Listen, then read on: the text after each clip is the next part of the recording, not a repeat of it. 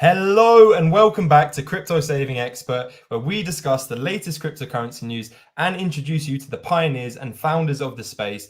Today, we are very kindly joined by a very close friend of mine, going on almost 20 years now. Jolyon is the co-founder of Flight3 and Zebu Live. Jolyon, thanks for coming on today. Say hi to our community and let's get this going. I'm excited today, man. Back too.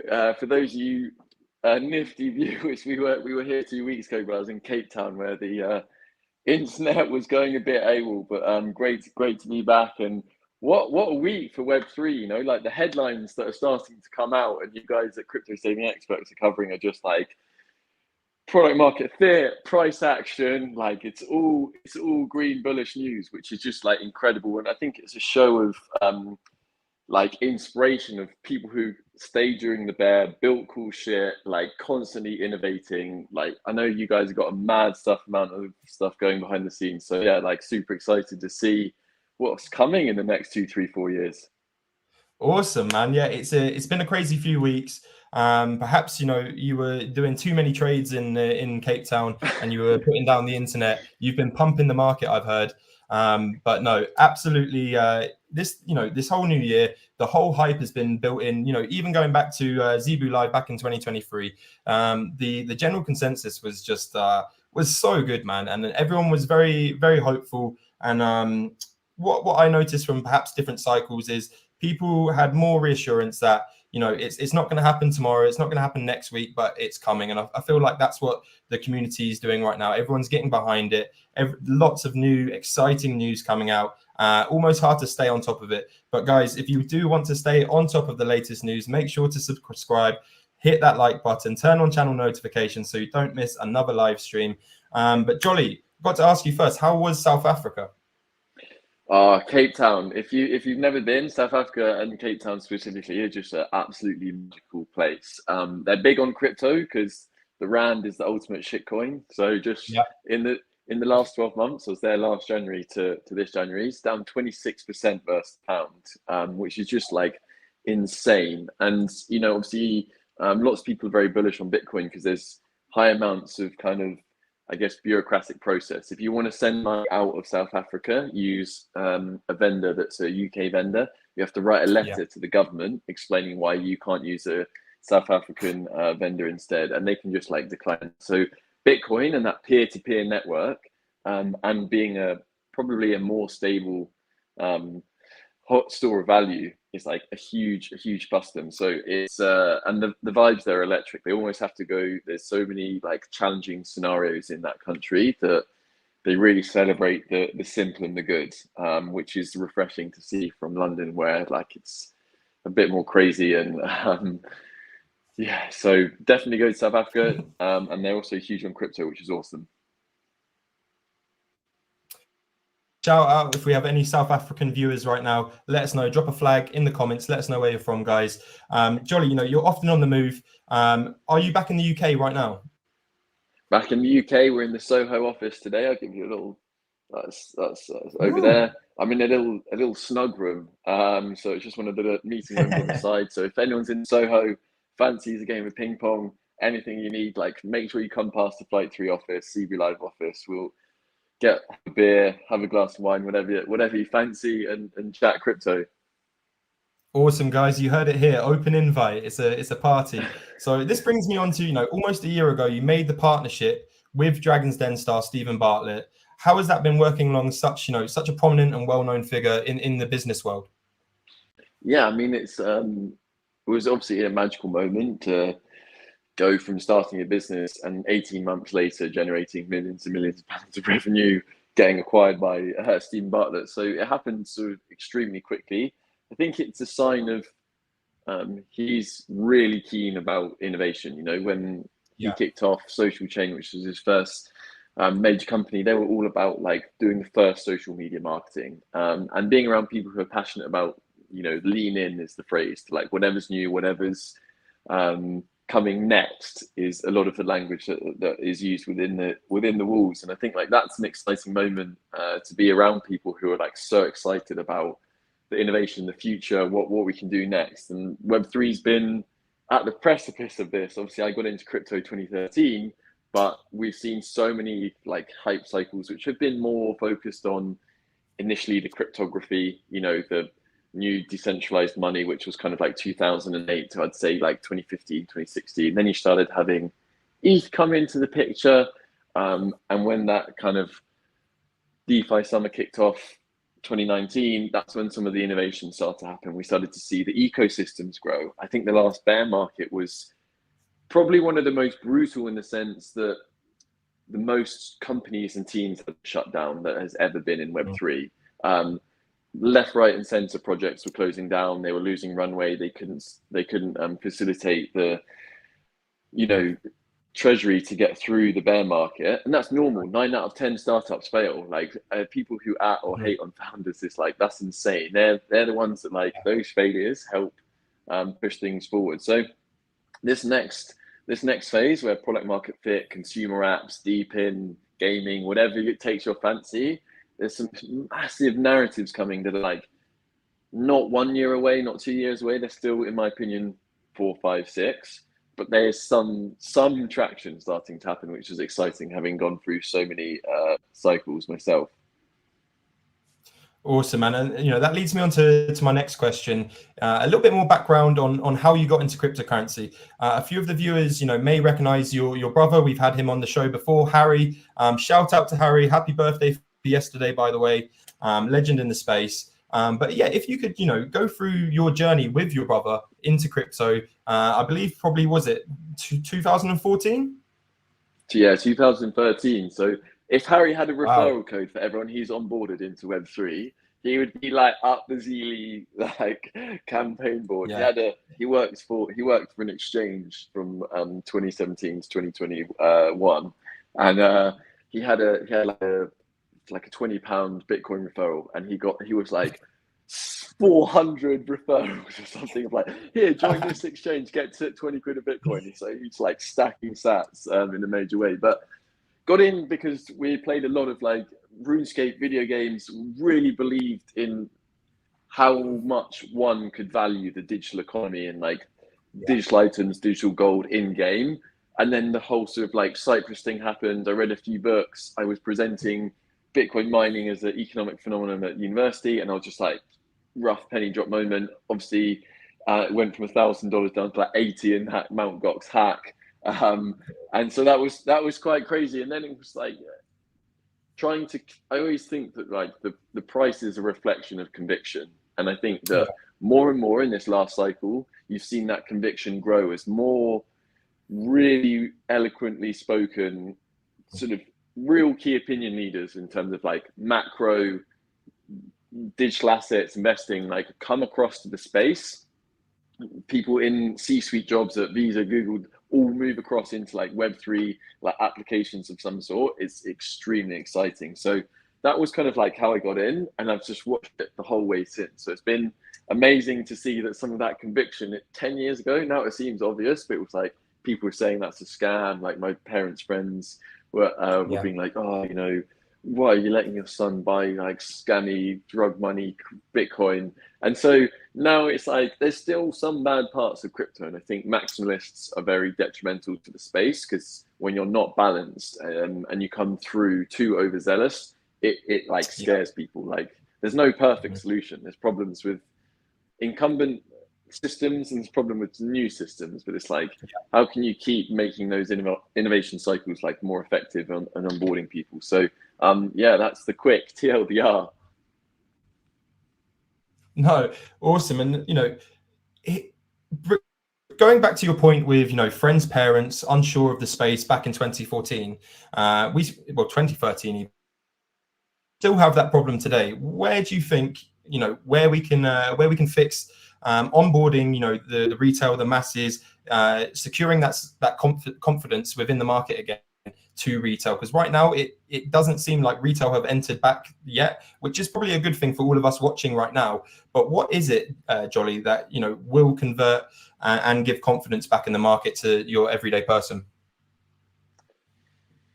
I mean, obviously, like it's an unpopular opinion. Like price is like unhelpful. I think that I saw a Delphi or Masari report that it's something like 52% of all money is flown into Bitcoin when it's from a financial model perspective, 750% overvalued. And so what that means is like retail FOMO, and we kind of know that, right?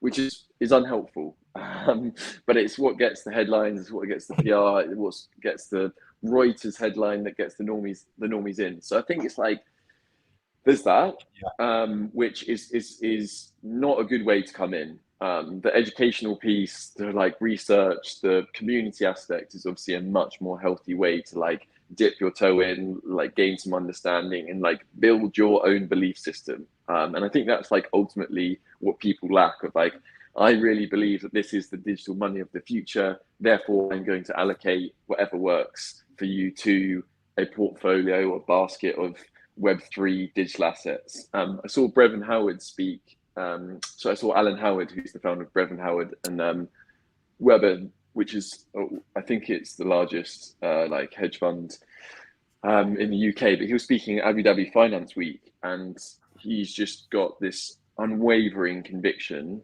that the total MCAP of digital assets is only ever going to rise. And so I think it's taking those trends and like working out where you want to fit in, what knowledge do you have of your like Web2 job or day job, and how can you like understand certain sectors. And it might be gaming, you know, we played like a load of COD, FIFA Ultimate Team, whatever it was, of like knowing exactly those little niches, how you get coins, tokens, skins, whatever. It might be Fortnite, it might be something much more like technical, like yield farming, DeFi, these sorts of bits. So I think it's like research what you're interested in. There's opportunity across almost all sectors within Web3. A lot of incumbent processes I think are going to be disrupted. Some won't, but ultimately I think there's going to be like consumer apps are going to be a big one this year. The crypto is slowly moving to mobile in a more smooth, easy way. I saw yourself, you're transferring some USDT to Thai baht just today. So there you go. Crazy. You know, like Breakpoint, people were paying with USDC on vending machines, these sorts of bits. So vending machines. Yeah. Who uses vending machines in the first place? But there you go. It's not the massive especially when all the food is free. Yeah, I still don't even believe the idea. I don't believe like the WhatsApp of Web3. Like WhatsApp isn't that different to text message, but it has like 3 billion daily active users, or whatever it has. And it's a very simple idea. I still don't think like that idea has come to like the forefront or like has blown away yet, but there will be. We've seen inklings of Telegram, social fi and friend tech, and this little bit of Farcasters coming up now. Make you pay £5, join it, these sorts of things. It's kind of like the old mullet, isn't it? Web2 on the front end, Web3 in the back end. But I think that there'll be something like that come through, you know, that does just like blow everything away. And no one knows what it is yet, but like you can place your bets, position yourself accordingly. But like it'd be irresponsible to say like nail your flag to the mast on any specific one thing doing that right now. Yeah. We've got Christian here saying Beeble might be the new WhatsApp. I will check that out and check it out. We'll discuss that in the Discord, Christian. Look forward to that. Thanks for popping that up. Just before we head over and I ask you some more questions about Flight3 and Zebu, we have PG here saying, let's have a social ping pong at your office, CSE members versus Zebu staff. Let's go. Seriously, let's go. What's it? Is the win to take over TMG's social account for a day? Yeah, and if we win, we get your office for a year. So okay, that's a deal. Or just a day. We'll do a day for a day. That's fair enough. But guys, if you haven't, you know, I'm sure you've seen Flight Story, Flight3, Zebu live on your screens. But if you're unaware, Jolly, if you could give a rundown on the companies that you've founded and you know, have been super successful going into 2024. Yeah, Zebu Live. We are the UK's biggest Web3 conference. We're going into our 4th year. We are undoubtedly the most passionate events team in the UK about bringing Web3 IRL activations to people. If anyone wants to get involved, whether it's like volunteering, speaking, presenting, there's workshops, there's hackathons, pitch competitions, anything that you can think of, it's probably there. So I think make sure you get in touch, get involved. We're coming back bigger than ever. We had some amazing show of support last year with like Coinbase, AK Sync, Solana, blockchain.com, just to name a few, as well as Man United came down to talk about their digital innovation, Hugo Boss, Google. There's so many like amazing partnerships we've had. Raoul Paul's coming back IRL. That's a little bit of alpha. Actually, I should be dropping that. But there you go. That's what Ross is getting out of me. I'll probably be killed by the media team, but don't tweet me on that. Everyone, so yeah, I what think stays in the live stream stays in here. we'll discuss it over ping pong, but yeah, there's some awesome stuff happening. And more importantly, I think it's community led. So I think we had something like 104 community partners there, and that's something we're very passionate about. Harry ran, my brother, who's the other co-founder and CEO, he ran his first Bitcoin meetup in London in 2013. So we have been like around the block, and that's when it was like 4 lads at the back of a pub. Everyone was begging everyone to like sort of be there, and it was like, just bring your auntie to make the numbers up. So it's really proud to see like where it's got to. We started it as a bit of a crazy idea in 2021 of like, in 6 weeks, we asked all the marketing managers that we knew at bigger companies, how much money can you give us without having to ask your boss? And they were like, yeah, for 4 or 5. And we just like cobbled it together, stuck some branding out, and just like went wild. And now it's growing into something that I'm really proud of and really excited to see, the diffusion between Web 2 and Web 3. We will see it as like, whatever's innovating, whatever's interesting, there's like AI bits popping up. We've seen near foundation, near protocol, like repositioning themselves in like an AI chain. And there's a few bits like that. Like we want to help support like that next innovative like company, get that brand awareness, connect it with the community, and just maybe also have some fun at the same time. But don't tell the boss that. I was going to say, the last event, I was walking around, and of course there's so many OGs there. There's a lot of founders, a lot of big names in the space, but I was, I would move around, network, and there was also a large proportion of people that, like you say, were, maybe just dipping their toe into Web3, weren't too sure, but wanted to come to an in real life event. And going back to our previous point, building confidence within, the greater reach of our community. For example, I went along with a friend to the event this year. She didn't know too much about crypto, and she was having more fun than I was almost. She was going around all these different stalls, learning so much. Really good to see. But guys, if you are looking to make sure to save the date, 10th to the 11th of October 2024. If you're in the CSC Plus community, reach out to me as well, and perhaps we can do another event around the time. And hopefully I can point you in the right direction, but make sure to get the early bird tickets, guys. It's going to be bigger and better. Hopefully Bitcoin will be at a lovely price by then. Not financial advice, guys, but it's going to be bigger and better. Super looking forward to that. But Jolly, if you could, go into Flight3 here, because the kind of progress, it seems to me, was Zebu, started off as a community building event, and then once all these big names came in, it was the ideal place to then use that network for a greater cause as well, where I think Flight3 comes into play. Yeah, so we run a full stack marketing agency called Flight3, and the two core service lines there are creative and growth. We really believe the creative quality within the Web3 ecosystem is getting better, but it certainly has been seriously poor from 2020, 2021, 2022. So we're very passionate about bringing real novelty about like how people approach that creative process. And I think what's so interesting in Web3 is all of the community members and people within the space value novelty so much. There's not too launch. You can't just like copy and repeat stuff that often. Like people be like, no, I've seen that before. No, that's not new. That's just like a copy and pasta sort of job on like different chain. And like, so obviously that's something that works, and you need that.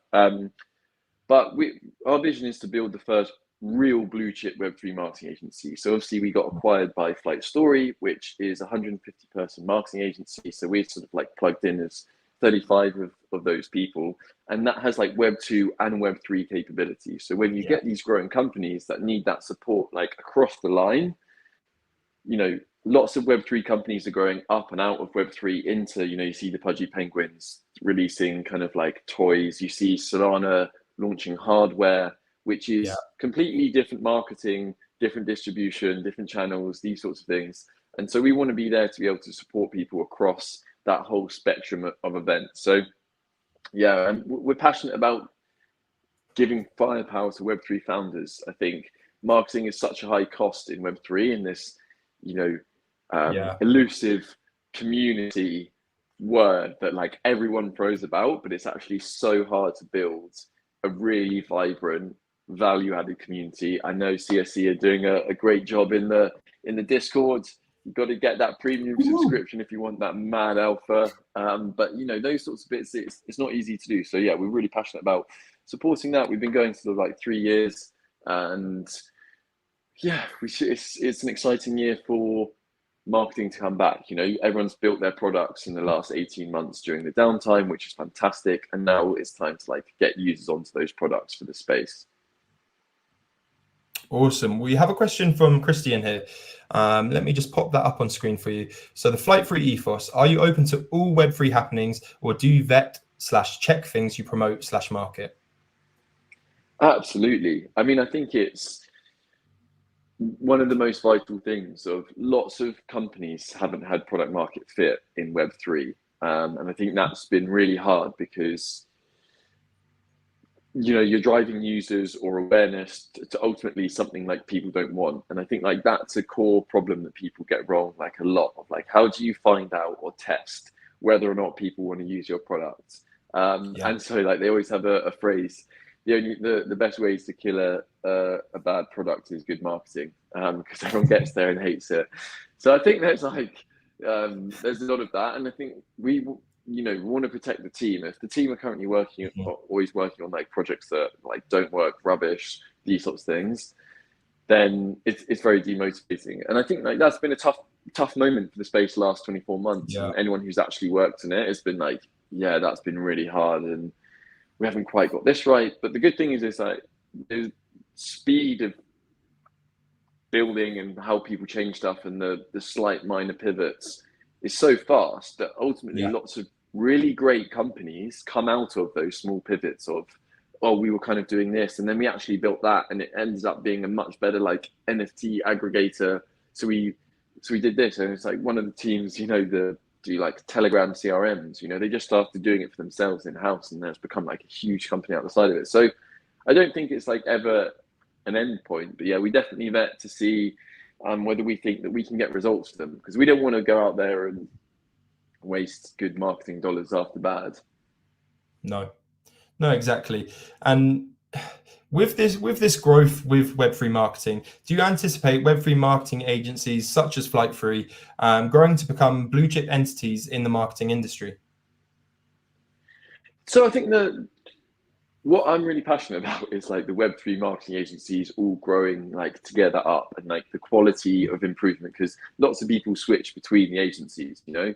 And I think that the real competitors are the network agencies, Dentsu, WPP, Saatchi and Saatchi, etc. Building like Web3 arms that then like maybe don't have that native core. And so I'm really passionate about, you know, at the moment, it makes sense for most Web3 marketing agencies to be quite boutique, you know, sort of 30 people and under. And it's like, we're waiting to see that real scale as more and more projects launch. The bigger top 30 projects like market more into like the Web2 space. I think we'll see that grow. So I think I'm really excited to see, you know, in the next 3 years, like how that plays out. Is there a chance of cannibalization of these Web2 companies coming over, you know, seeing the progress that the Web3 agencies are making and then going, hang on, we want a piece of the pie, and then almost, you know, buying their way to the top that way?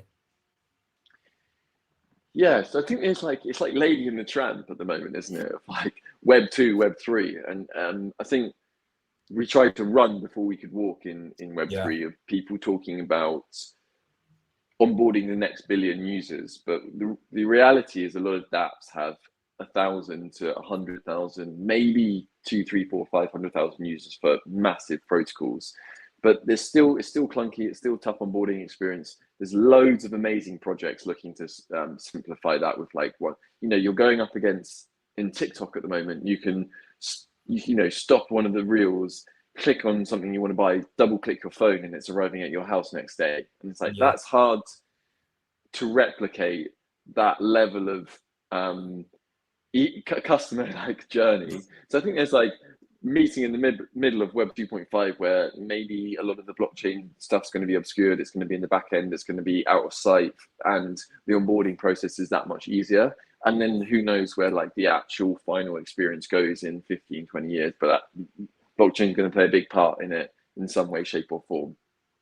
We look forward to seeing it, man. It's inevitable. It's going to happen, and it's great to see the companies that are really pioneering the space, leading it there. But Jolly, I know you've been an avid trader over the years. You're a mathematics genius. We have the Bitcoin halving coming up in almost exactly 2 months. What is your opinion? What impact will we see on the overall market with the halving happening? I think it's set for perhaps 17th of April, so almost 2 months to the day. Where do you see the market going, and what kind of volatility do you expect? Well, yeah, there's this like really hard point, and like there's the macro with all of like the inflation, the interest rates, like the cuts priced in. Are the cuts going to happen this year? It's election years in the UK and the US.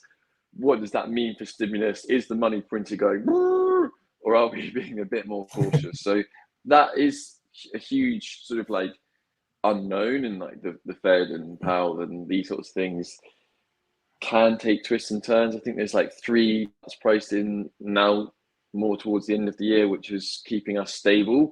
Everyone's expecting that kind of like softer landing. The UK did just get confirmed going into recession at the back end Q4 there. So that macro's like bad but stable, which is people like predictability. So that's sort of like positive. The halving is like fantastic. I saw something that after the halving, it's 450 Bitcoin mined per day. And apparently at the current rate, ETFs are sucking up approximately 10,000 Bitcoin a day. So, that supply demand shock is going to be vast once we sort of go over that. Like changing monetary policy, it's a 6, 9, 12 month delay until you actually feel some of those results. And then there's like the speculative piece, which I won't comment on. It looks like the fundamentals from an outside perspective are positive, and that like the halving, having a 50% supply shock is only good. Having spoken to quite a few Bitcoin mining companies, they're certainly quite bullish. But I think, look, I'm hopeful, but I wouldn't put a price. I think we'll obviously hopefully revisit all-time highs in the next 2-3 years for sure. We're not that far away now. I'm getting the post 50. So we'll keep seeing it and how that adoption goes. But yeah, I mean, there's other areas that can like nothing certain is what I would say. So plan accordingly. Like if everything went to 0 to today, like are you okay with that? Like take your risk. That's the old big disclaimer of like don't believe me on anything. Counter trade Ross because he's top signal. NFA, do your own research, guys. Going back to the market, I know you work with a lot of the top projects that we see on the markets page there. What chains or niches are grabbing your attention right now, and why? Yeah, it's a good question. So I think it's like there's this whole rumbling about real world assets. I still think it's a lot of regulatory hoops to jump through. But I definitely think that's like a huge unlock when we get there. So that's very exciting. One of our co-founders is a huge game. They spent 10 years in AAA game studios, worked on Halo, Total War, the real like 10 million pounds a minute of like trailer sort of budget vibes. And I think that's like an obvious, they haven't quite worked out the tokenomics. We had Addy that got all the hype and unfortunately like slightly broke. So I think it's just like waiting to see like where that simmers down. But I definitely think those are 2 big ones. I think an obvious one is payments. Like using it as a payments infrastructure. I don't know how it will work or what will happen, or how that eventually plays out, but I know from like the bank fees and these sorts of things, like that there will be payment rails that will be a very successful companies. Whether that's like they'll have speculative tokens, we don't know. But yeah, I think those are three that could be interesting. Awesome. Guys, if you have any final questions for Jolly, please put them in the chat now. But Jolly, one final question from myself. What have you got in store for 2024 right now? Is there going to be a surprise coming up? Have you got any alpha for us today, or have you got any final words for our community here listening in today? Yeah, it's a good point. It's like, make sure you come down to Zebu Live. Ross will sort you out some tickets. In CSE, we'll have a media partnership there. That would be awesome. Keep building on stuff that you're super passionate about. Keep doing that research. Like, this is a really amazing spot. Like, we've gone through the bear, and now it's like, don't get your prices anchored to like, where the bear put them. That's why they work. It's like you get so used to like, oh, cut your winners after a short amount of gain. So keep focused on doing your research, like getting that little extra edge. And yeah, that's it. That's it. Awesome. Some definitely some wise words there, man. Where can everyone find you as well? What's the best platform to get in contact with yourselves or follow the journey? Yeah, at Zebu Live on Twitter and at Flight3 Official. At OXSticks. So give us a follow. We'll be obviously dousing out plenty of alpha, fun times, good memes, and all of the things in between. Awesome. Jolly, thank you so much for your time. I know you're super busy, especially with the market being up above, with Bitcoin being up above 50K. I know everyone comes out the woodworks when price goes up. And as a marketer, it's you must be super busy right now, but I know you're staying driven. You've got a good 2024 outlook. So thanks for sharing that with our community today. And I look forward to having you back on sometime soon as well. So guys, give a shout to Jolly in the comments. Make sure to like the video, subscribe, go follow him. We've got all the official ads just going at the bottom of the screen right now. Awesome, guys. Have a brilliant day. Thanks for joining. Let's go. Boom. Bye.